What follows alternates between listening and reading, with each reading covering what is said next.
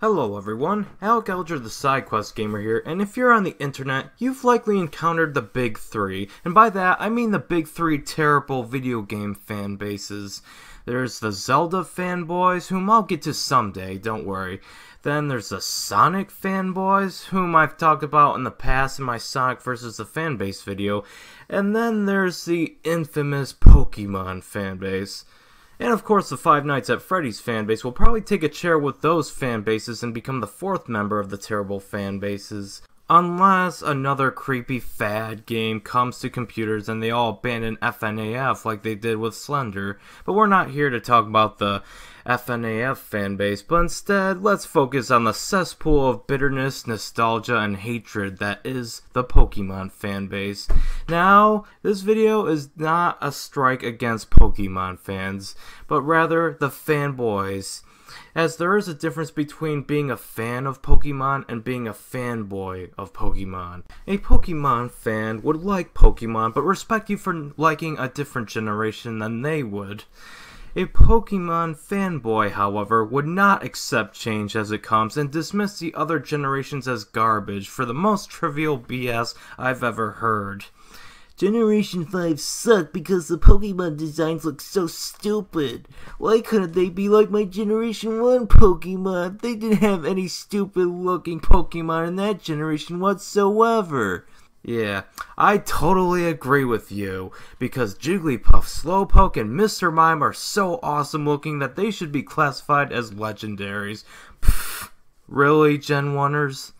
You're going to let like 3 or 4 of the 600 Pokemon in Gen 5 ruin a game's experience for you?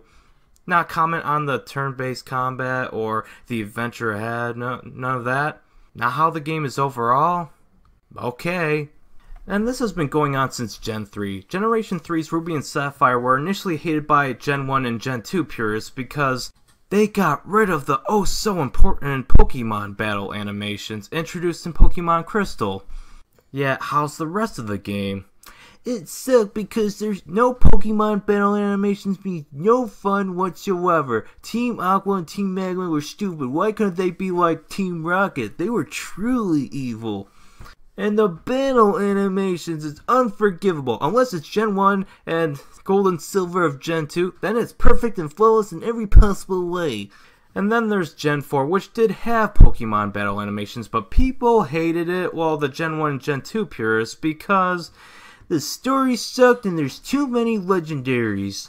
And why the pseudo 3D in a 2D overhead game? I don't want my Pokemon games to take advantage of the DS's new technology. Why couldn't it stay in a cartoonish 2D like the Game Boy games?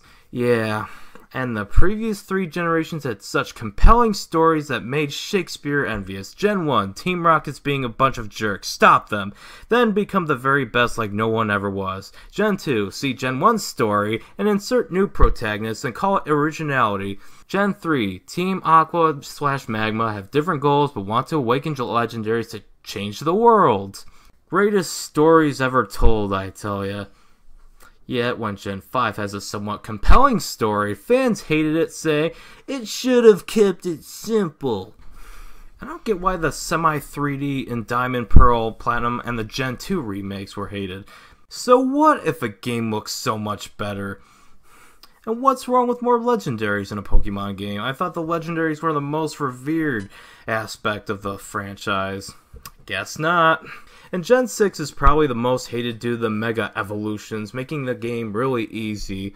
But I also heard complaints about the 3D graphics, where like everything is in total 3D, despite still being an overhead, kind of like a Link Between Worlds. I didn't hear people complain about that when it was applied in that game.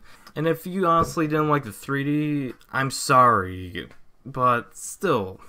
While some of the criticisms like the Mega Evolutions kind of make sense, as for hitting the total 3D cel-shaded graphics aspect, I could understand if this was an action RPG in the vein of Zelda, where they had to change up the gameplay along with the graphics to match the 3D-ness. But this is a turn-based RPG. It's not like Final Fantasy VII that used a new combat system. It's the same combat system since the first generation, give or take a few things. While there is things like stats and new items in each installment, the combat system has pretty much been the same for the main series. But this is just for the Gen 1ers and Gen 2ers. I gotta talk about the new Pokemon fanboys. There's also newer Pokemon fans that call Gen 1 bad for not being as advanced as their favorite generations that so happen to be later installments. Yes, while Gen 1 has its flaws, I wouldn't say it's bad. A bad game is something like Bubsy and Fractured Furry Tales, where many design choices were so awful it made the game unplayable. And Gen 1 is still very functional. Yes, it has a few dated elements, but it still functions as it did back then, and it still does what it does pretty well. Not as well as later installments, I have to admit, but still well enough to be playable. It doesn't deserve to be called bad. I mean, we're all entitled to opinions here, but it's still functional as a turn-based RPG. But the big question is, why does the Pokemon fanbase have to nitpick everything about each generation? Well, the answer is simple. They're sick of the Pokemon series. They don't want to admit it, but I think that's probably the reason. I could be wrong, but here's my theory. Pokemon is such a simple but charming turn-based RPG concept, giving a pretty good 20-hour adventure with 30 more hours of completionist content.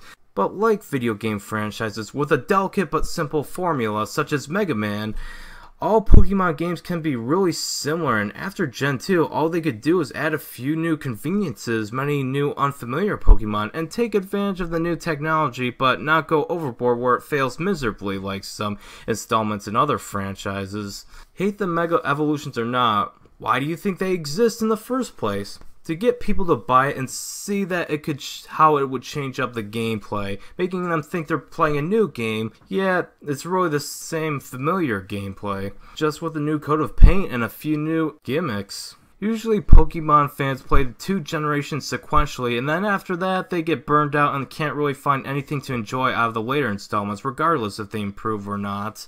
And that's not unwarranted.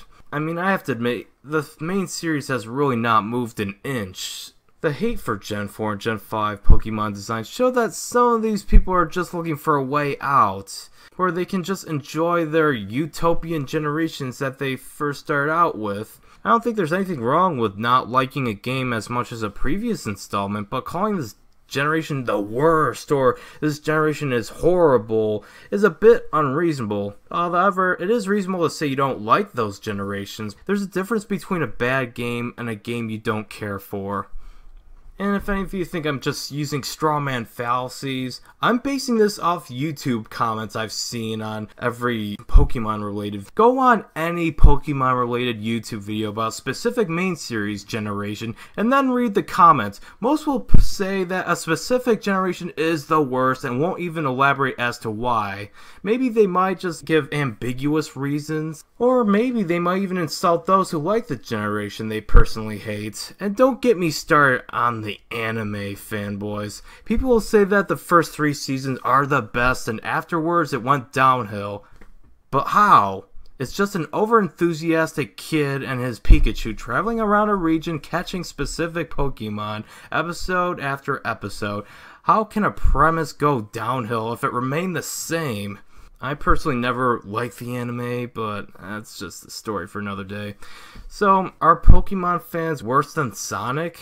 Well, objectively, they're on par, as both fan bases have someone say a certain game is bad but won't explain why. But subjectively, from my personal experience, Pokemon fanboys are not my problem, as I am not a fan of Pokemon. I mean, I like the main series games, but to call myself a fan would be an overstatement, as I don't go out of my way to buy all the new installments, all the spin-offs, and even new main series releases as soon as they launch. I still haven't played the Pokemon Ranger, nor even the Mystery Dungeon series. But I am a Sonic fan, so Sonic fanboys are more my problem. But they're equally pretty bad. Again, I'm not bashing anyone who likes Pokemon. It's just the vocal minority of Pokemon fanboys that I'm bashing. You know, the fanboys that can't handle different ideas than their own.